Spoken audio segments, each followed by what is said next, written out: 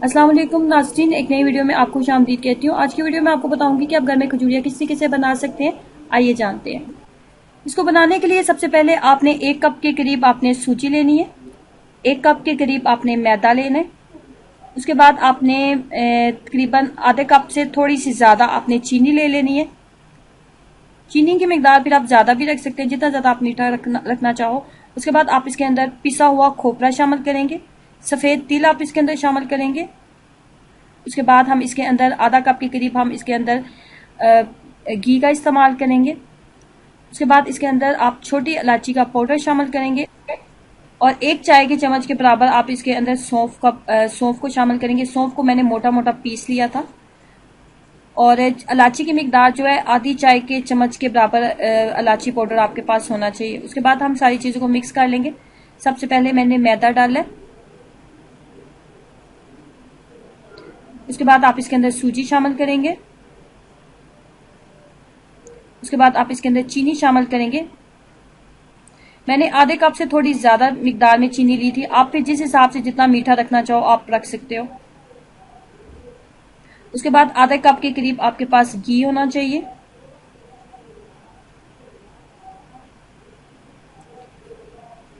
उसके बाद आधा चाय वाला चम्मच के करीब मेरे पास इलायची पाउडर था और 1 चाय के चम्मच के बराबर मेरे पास सौंफ थी। उसके बाद तकरीबन 4 बड़े खाने के चम्मच आप इसके अंदर सफ़ेद तिल शामिल करेंगे। 4 बड़े खाने के चम्मच आप इसके अंदर सफ़ेद तिल शामिल करेंगे। उसके बाद आप 4 बड़े खाने के चम्मच ही आप इसके अंदर खोपरा शामिल कर देंगे।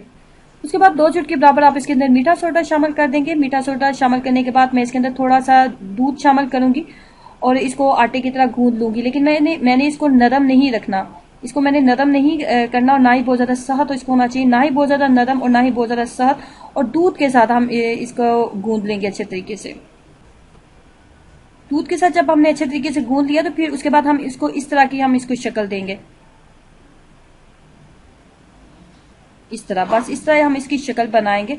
और जब ये फ्राई होंगे और लाइट ब्राउन और डार्क ब्राउन कलर में जब ये आएंगे तो ये बहुत खूबसूरत लगेंगे और खाने में बहुत ही लाजवाब है। एक दफ़ा आपने इसको ट्राई करना है और आप इसको बार बार बनाओगे, स्पेशली आपके बच्चों को बहुत ही पसंद आएंगे। बहुत ही मज़ेदार इसका टेस्ट है और ना सिर्फ जायका बहुत मज़े का है बल्कि इसको बनाना भी इंतहाई आसान है। बहुत ही आसानी से आराम से किचन में मौजूद आपके पास वो चीज़ें हैं जिनके साथ आप इनको बना सकते हो और सेहत के पॉइंट ऑफ व्यू से बहुत बेहतरीन है ये। इस तरीके से आपने इनको एक खूबसूरत शेप दे लेनी है। उसके बाद हम इसको फ्राई करेंगे। फ्राई हम किस तरीके से करेंगे, कुकिंग ऑयल को आपने पहले बहुत ज़्यादा गर्म कर लेना है। जब कुकिंग ऑयल आपको गर्म हो चुका है तो आपने बहुत आराम से इनको कुकिंग ऑयल के अंदर डाल दें और उसके बाद आपने आंच को मध्यम कर देना। मध्यम आंच के ऊपर आपने इसको पकाना होता है।